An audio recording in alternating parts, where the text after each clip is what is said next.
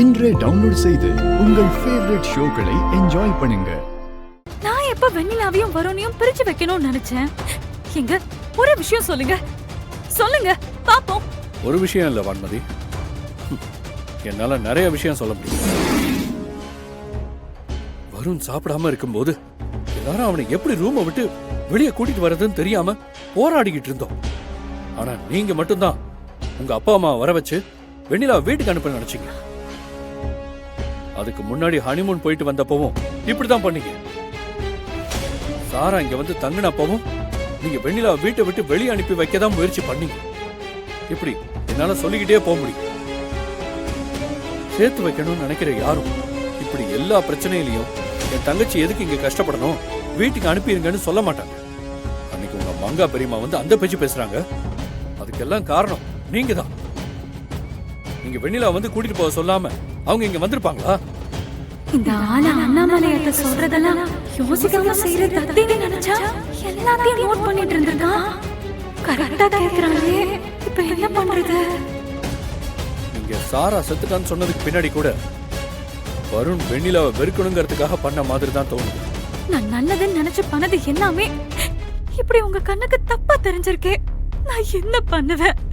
அப்பா அம்மாவை கூப்பிட்டு பேச சொன்னது, சாரா செத்துட்டான்னு பொய் சொன்னது எல்லாமே வருணை எப்படியாவது ஒரு கண்ட்ரோலுக்கு கொண்டு வரலான்னு நினைச்சுதானு நான் இவ்ளோ சொல்லியும் நீங்க எப்படி சந்தேகப்பட்டா எனக்கு என்ன பண்றதுன்னே தெரியலங்க. என் தங்கச்சி எப்படியாவது இந்த குடும்பத்துல நிம்மதியா சந்தோஷமா வாழ்ந்துடணும்னு முழு நேரமும் யோசிச்சு யோசிச்சு எவ்வளவு மென்டல் பிரஷர் ஆகிருக்குன்னு எனக்கு தாங்க தெரியும். அதை யாருமே புரிஞ்சுக்கல. மத்தவங்க புரிஞ்சுக்காதது கூட எனக்கு கஷ்டமா தெரியல. ஆனா நீங்க என்ன புரிஞ்சுக்காம பேசுறீங்கன்னு நினைக்கும் போதுதான் என்னால தாங்கிக்க முடியல. ஏண்டா உயிரோட இருக்கும், இதுக்கு செத்துடலாமேன்னு தோணுது. கரெக்ட், நான் செத்துடுறேன். நான் செத்துடுறேங்க. என்னங்க பேசுறீங்க? இல்லங்க, இதுக்கு மேல நான் எப்படி என்ன நிரூபிக்கிறதுன்னு தெரியல. எப்ப நீங்களே என்ன வெண்ணிலாவை நான் இந்த குடும்பத்துல இருந்து பிரிக்கிறேன்னு நினைச்சிட்டீங்களோ, இனிமே யாரும் என்ன நம்ப போறது இல்ல. நான் இல்லாம என் தங்கச்சி நல்லா இருப்பானா அதுக்காக நான் சாக கூட ரெடிதான்.